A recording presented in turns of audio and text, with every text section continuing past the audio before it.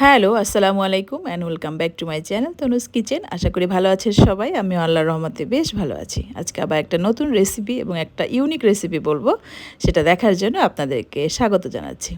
আশা করছি রেসিপিটি ভালো লাগবে, আর রেসিপিটি যদি ভালো লেগে যায় অবশ্যই আমার চ্যানেলটি ফলো দিবেন, আর যারা ইউটিউব থেকে দেখবেন তারা চাইলে চ্যানেলটা সাবস্ক্রাইব করে আমার পাশে থেকে যেতে পারেন।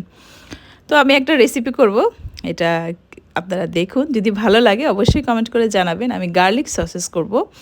তো এই জন্য আমি কিছুটা বেশ কিছু পরিমাণে আমি রসুন কুচি এটাকে সুন্দর করে ভেজে লাল লাল করে নিয়েছি। আর তারপরে কিন্তু আমি সসেসগুলো দিয়ে দিচ্ছি। এগুলো হোয়াইট সসেস ছিল। আসলে ফ্লেভারলেস কিছু সসেস থাকে, সেটা ছিল একদম অর্গানিক। তো সেটাকে আমি চিন্তা করলাম যে একটু সুন্দর করে স্পাইসি করে আমরা যেভাবে খেতে পছন্দ করি সেভাবে করে একটু রেডি করব। তো এই জন্য আমি সুন্দর করে রসুনটা ভেজে কিছু চিলি ফ্লেক্স দিয়ে দিলাম, আর দিয়ে দিব কিছু সয়া সস। আর একদম সামান্য পরিমাণে 1 চা চামচ পরিমাণে সয়া সস দিয়ে দিচ্ছি। আসলে খুব বেশি যেহেতু এখানে পরিমাণে না, সসের পরিমাণটার জন্য লিমিট করে দিতে হবে।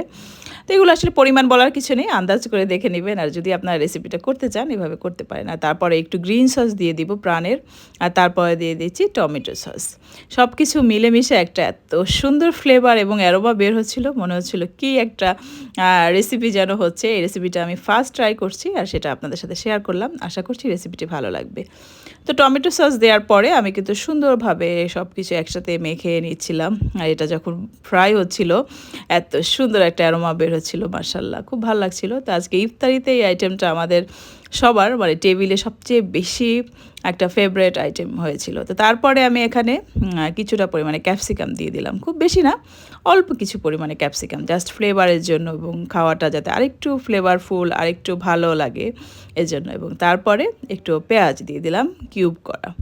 সব কিছু মিলে আমি একদম নিজের মন থেকে বানাচ্ছিলাম যে দেখি রেসিপিটা কীরকম হয় কীরকম হয়। এরকম একটা রেসিপি, এই রেসিপিটা আমি আগে কখনও কোথাও দেখিনি, নিজের মন থেকে করেছি। তো আমার বাচ্চারা খুব বেশি পছন্দ করেছিল, টেবিলে এতবার বলছিল যে অনেক ভালো হয়েছে, অনেক ভালো হয়েছে।